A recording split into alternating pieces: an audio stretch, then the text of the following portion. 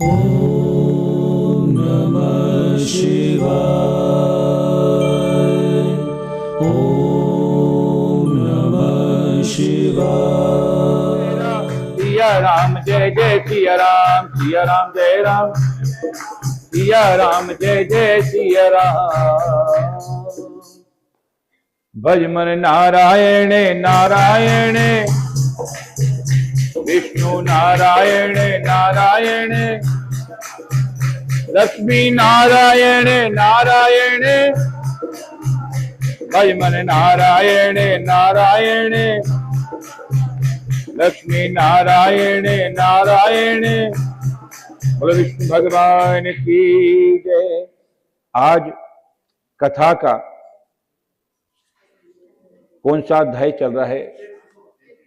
बहुत बहुत एक बार अपने लिए जोरदार तालियां। मेरा कथा करना सफल रहा, मेरा कथा करना सफल रहा। 33 कोटि करोड़ नहीं, देखिए करोड़ नहीं कहा जाता है, 33 कोटि देवी देवता, क्योंकि कोटि को कई करोड़ भी कहते हैं, इसलिए ये शब्दों का जो खेल खेल है, लोग कई करोड़ कहते हैं। 33 करोड़ नहीं है, 33 कोटि देवी देवता। तो पंडित जी भाई, अतः दया दृष्टि कर हृदय में भाव भक्ति उपजाओ। 33वां अध्याय लिखूं कृपा दृष्टि बरसाओ।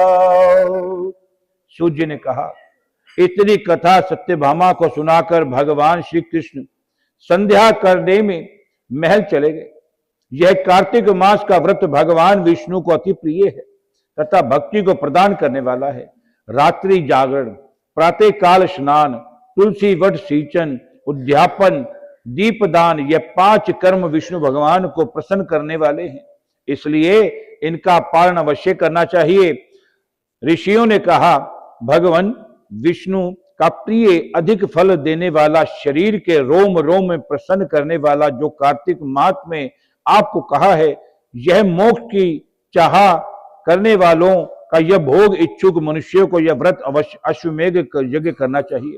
किंतु हम एक बात आपसे पूछना चाहते हैं, वह यह है कि यदि कार्तिक मास का व्रत करने वाला किसी संकट में फंस जाए या वह जंगल में अथवा किसी भी प्रकार से रोग से ग्रस्त हो जाए तो फिर कार्तिक व्रत का किस प्रकार करे, क्योंकि यह विष्णु जी का अतिशय प्रिय तथा मुक्ति भक्ति प्रदान करने वाला व्रत किसी तरह भी नहीं छोड़ना चाहिए। श्री सूर्य ने उत्तर दिया, यदि कार्तिक व्रती किसी संकट में फंस जाए तो वीरता के साथ शंकर जी तथा भगवान विष्णु के मंदिर में जाकर, पास में हो वहां जाकर रात्रि जागरण करें। अगर घना जंगल हो तो फिर पीपल के पेड़ के नीचे अथवा तुलसी के वन में जाकर जागरण करें, इसलिए पीपल के पेड़ की लकड़ियां नहीं जलाई जाती, वो सिर्फ दूसरे कार्य में उसका उपयोग होता है। अतः ऐसा करने से हजारों गौ दान का बराबर फल प्राप्त होता है। जो मनुष्य विष्णु जी के कीर्तन में बाजा बजाता है उसे वाजपेयी यज्ञ के बराबर फल मिलता है। आप कीर्तन में जो ढोलक बजा रहे हैं, आपको वाजपेयी यज्ञ का फल प्राप्त हो रहा है। जो डंडा मार रहे हैं उनको भी वही प्राप्त हो रहा है। अतः और हरि कीर्तन नृत्य करने वाले प्राणी को समस्त तीर्थों में स्नान करने का फल मिलता है। और जो इस कीर्तन में नृत्य करती हैं, डांस नहीं करना, डांस तो डीजे पे होता है, यहाँ नृत्य प्रभु को रिझाना, तो उसका जो फल है उसको अनंत कोटि के यज्ञ का फल का प्राप्ति होती है। किसी संकट के समय या रोगी हो जाने पर जल ना मिल सके तो केवल भगवान विष्णु का नाम मात्र से ही मार्जन ही कर ले। यदि उद्यापन ना कर सके तो व्रत की पूर्ति के लिए केवल ब्राह्मण को प्रसन्न होने के विष्णु प्रसन्न हो जाते हैं। यदि आप दीप दान ना कर सकें, दूसरे के दीप की वायु आदि से भाली भांति रक्षा करें। अगर आप दीपक जगाने के समर्थ नहीं हैं तो आप किसी दीपक की रक्षा कीजिए। जैसे अब हमारी बहू ने पायल ने रक्षा की कि दीपक बुझने वाला है, तो यह भी उस यज्ञ की फल की भागी बन गई है। अतः यदि तुलसी का पौधा पास ना हो तो वैष्णव ब्राह्मण की पूजा कर ले, क्योंकि भगवान सदा अपने भक्तों के पास रहते हैं। इस सब ने ना होने की वृत्ति मनुष्य ब्राह्मण, गो, पीपल और वट वृक्ष की श्रद्धा से सेवा करें।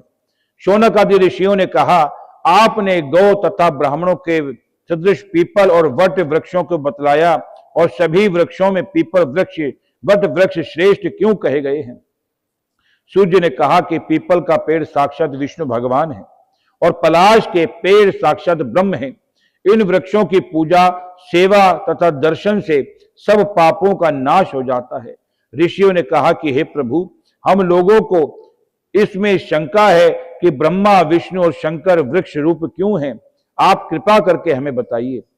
सूत जी ने कहा, प्राचीन काल में भगवान शंकर और मां पार्वती विहार कर रहे थे। उसी समय उनके विहार में विघ्न डालने के विचार में ब्राह्मण का रूप धारण करके अग्निदेव वहां पर आ गए।